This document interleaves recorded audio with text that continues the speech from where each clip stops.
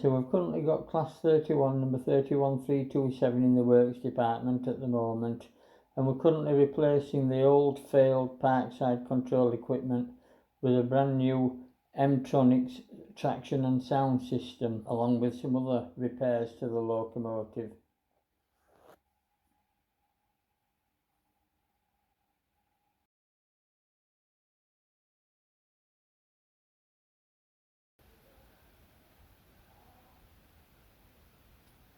Hi there, welcome back to the Class 31 upgrade and refurbishment. This week I'm working on this end of the locomotive. Last time we did the circuit breakers on the bridge at the far end.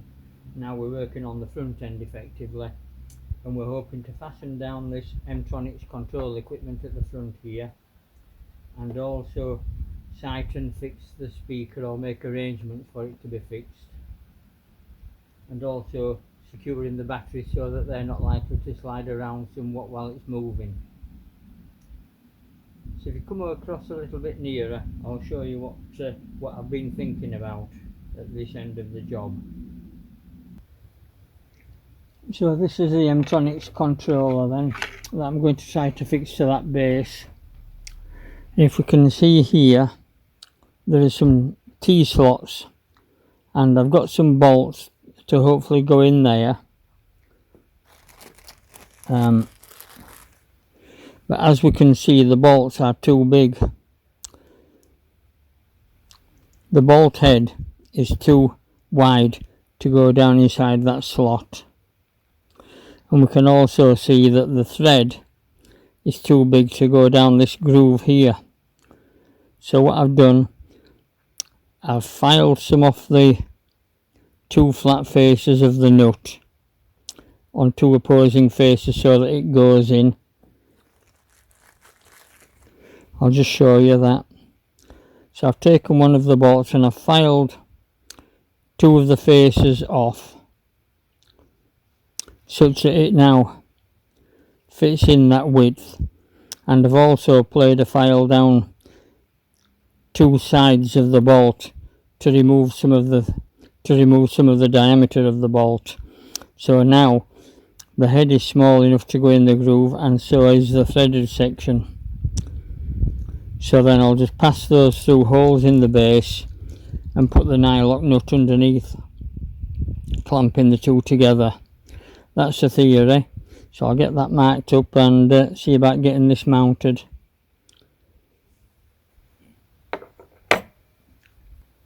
So I'll get this drawn up. I'm just going to mark it with a pencil, indicating the centre of the slot. I'm going to do it toward each end of this unit, and I'm doing that for a reason, and I'll show you that reason a little bit later. It might not matter to some people, but it matters to me, and I'll show you the reason when I turn this over.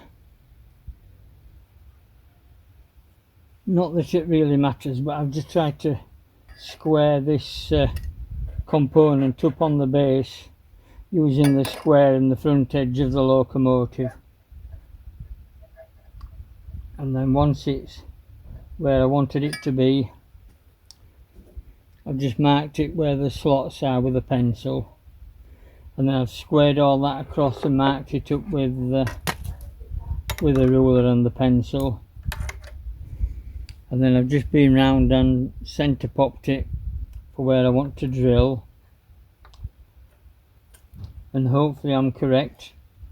But if I am slightly out, I can always wangle the drill either way a little bit just to open the drill hole up, and then I can get the bolts to fit correctly just as I want them, then all being well.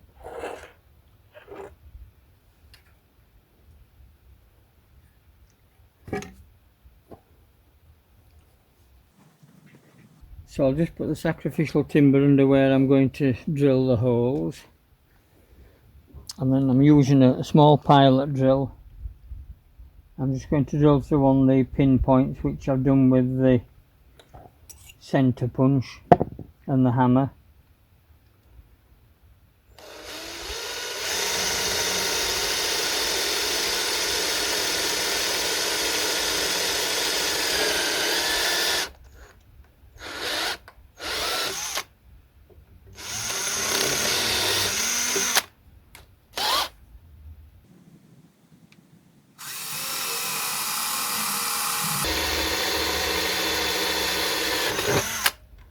And then I'm trying to drill as square to the base as I can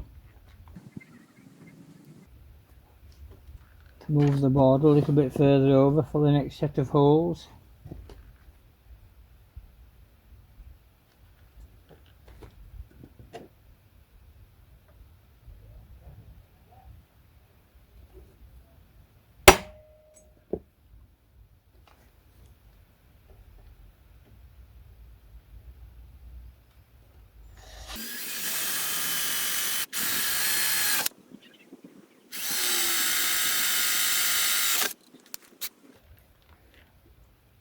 Then I'll just open these holes out now to the correct size for the bolt.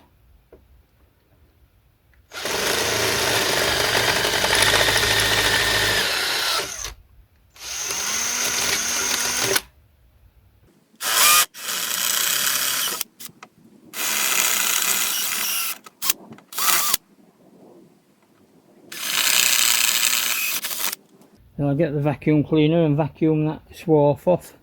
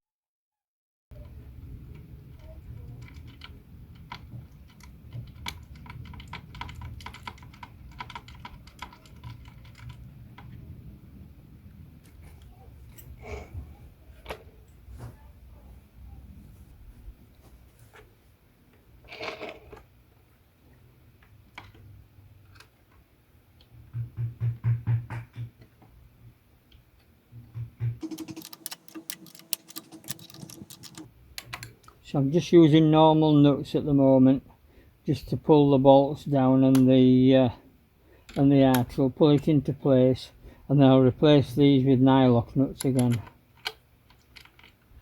But just for now, it's just easier for me to use normal nuts to start with.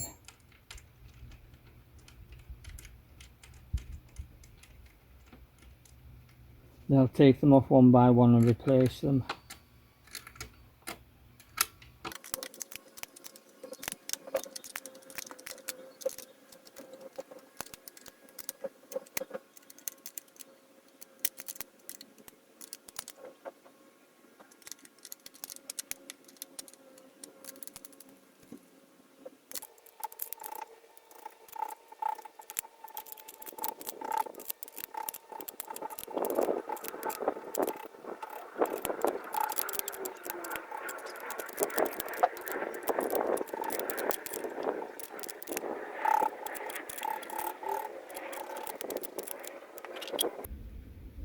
So that's bolted in now, so I'll take those nuts off that I've just put on one by one and replace them with these nylock nuts, and then hopefully nothing should shake free.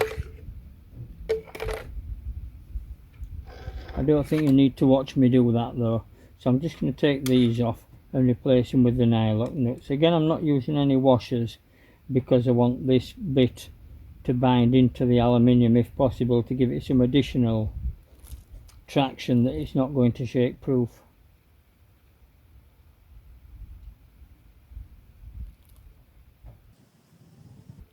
I don't want these shaking loose.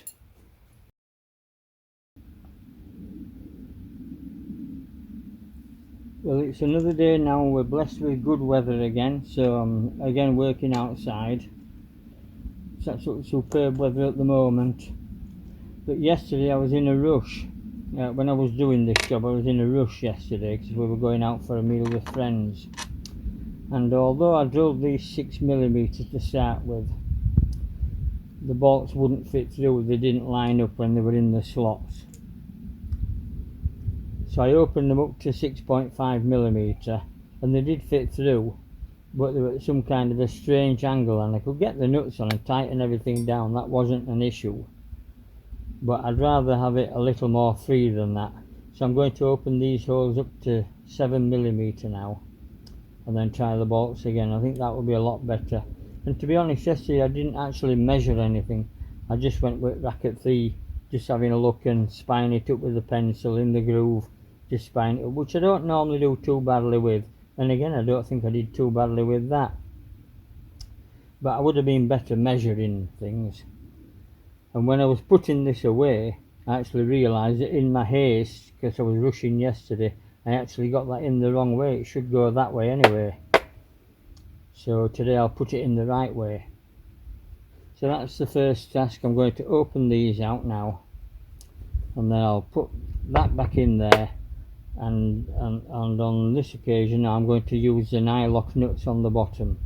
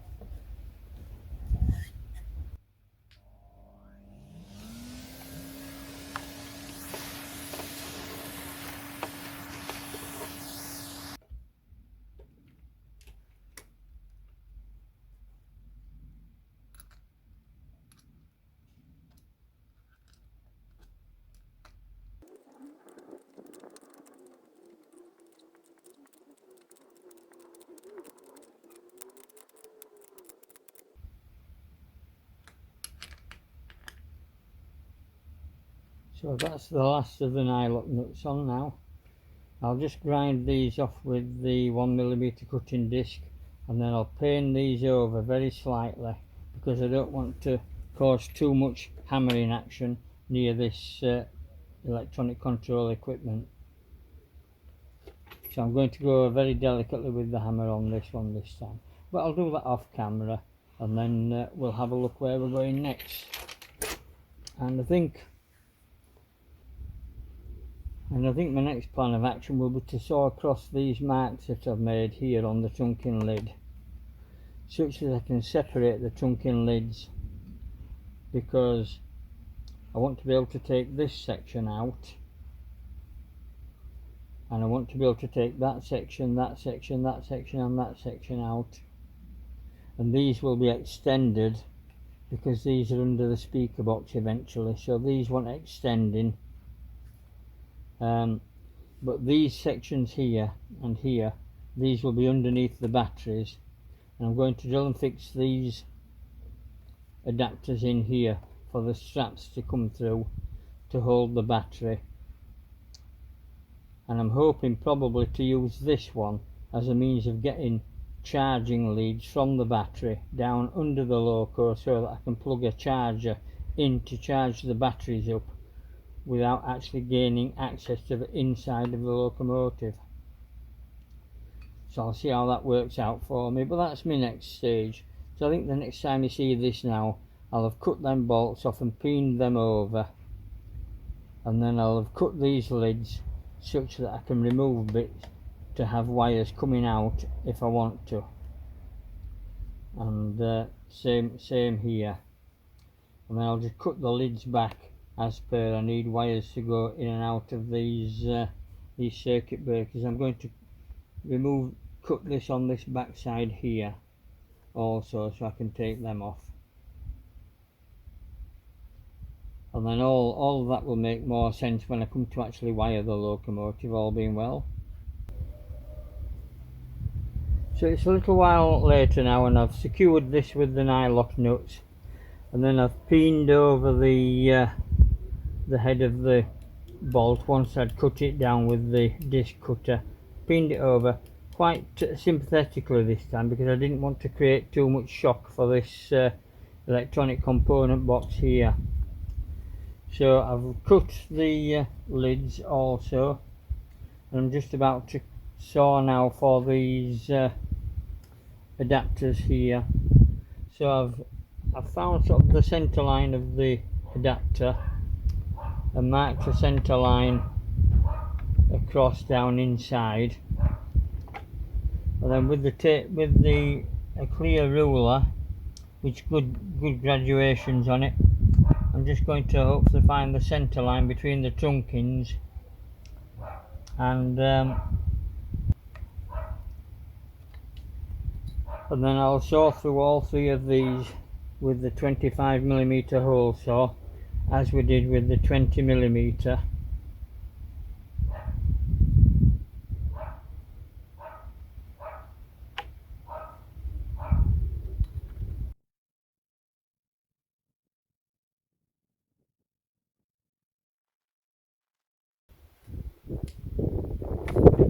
So this bush here, at that position there, this adapter is quite tight, so if you can see, I've actually filed a bit of a flat on the circumference of the circle on two sides, so hopefully they will go down now between the trunking, which is a bit of a tight fit, but nevertheless the threaded part inside isn't interfered with at all, and there's still plenty of wall thickness to the side.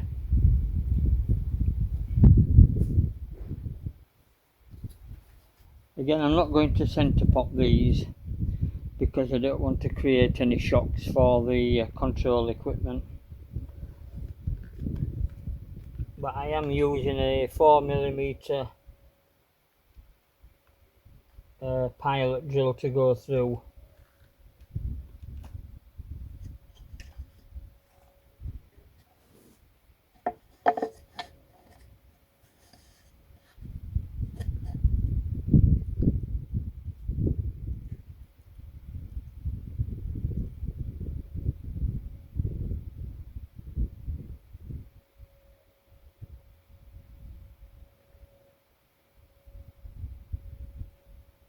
And I was pointing over there just then, but I should have been pointing over here.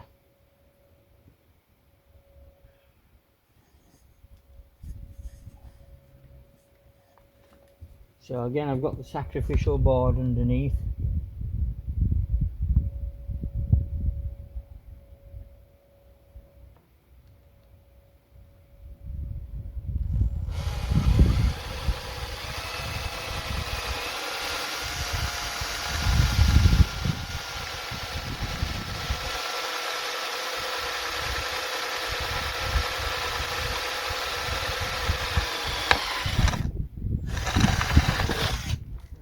And again, it's only very soft material, so I can pull and drag the hole around a little bit with a file.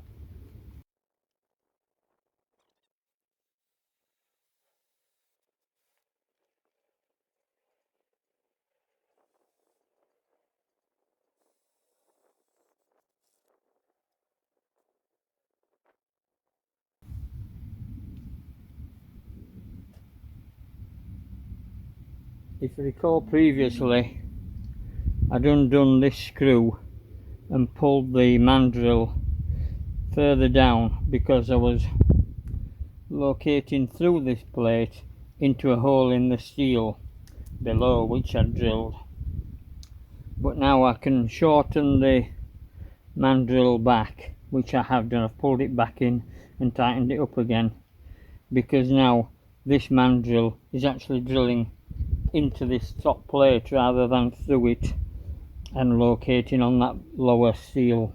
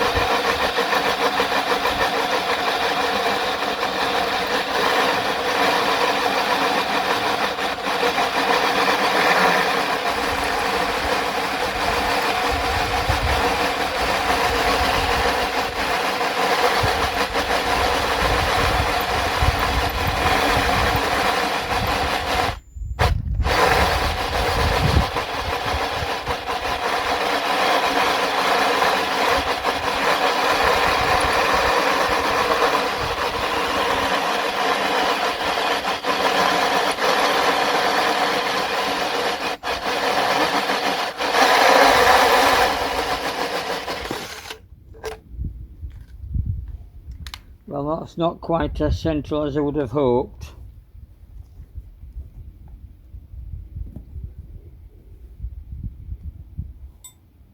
And then I need to knock out this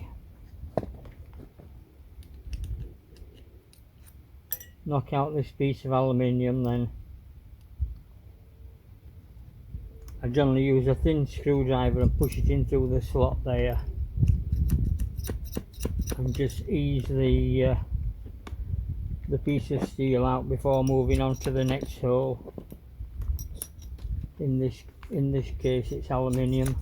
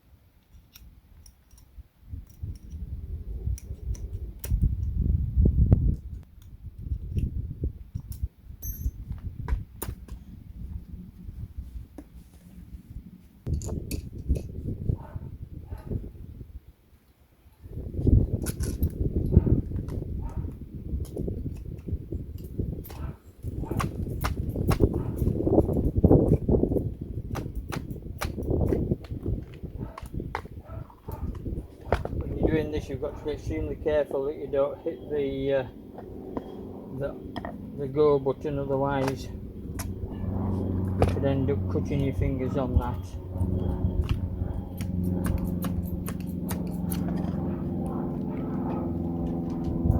So I've just removed the battery to be safe.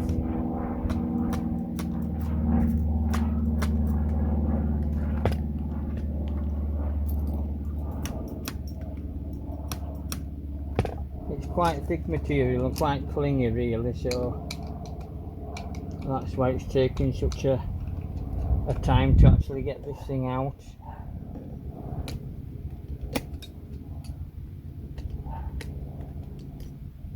But there it is. So it is 6mm and it is reasonably clingy material as such.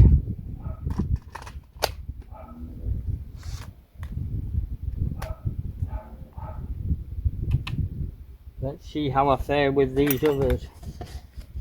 I hope my measure improves a little bit better than it did there.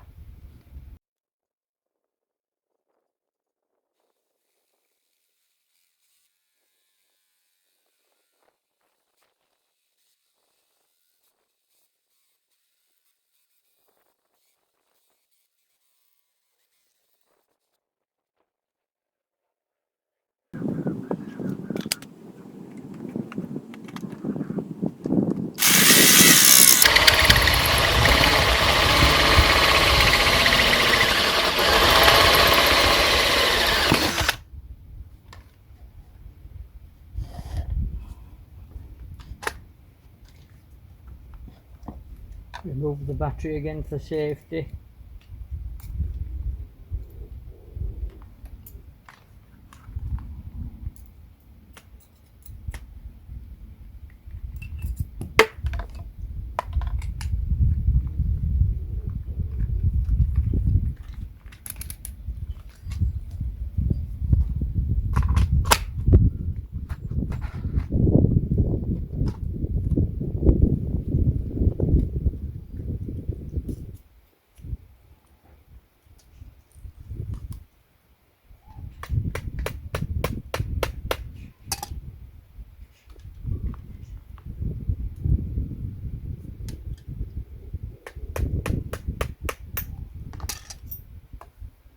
There we are. Again, aluminium, so it's soft on the fingers.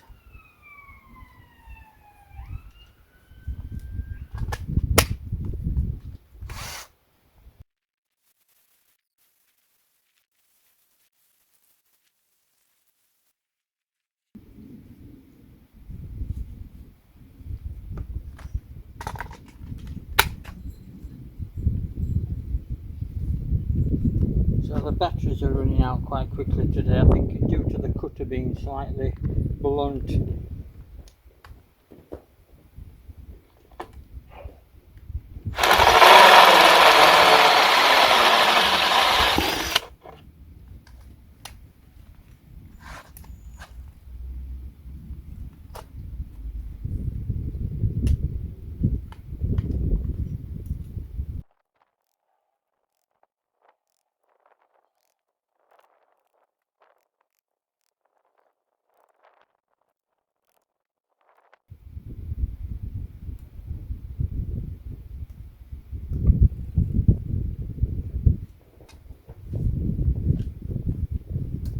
I'm not sure if you can see it there, but you might just be able to make out the aluminium actually clinging to the teeth of this cutter. So this cutter certainly passed its sell by date. I think that's why I've been struggling. So a new 25mm hole saw cutter on my shopping list for next time I go out. I think I'll treat myself to a 20mm one as well.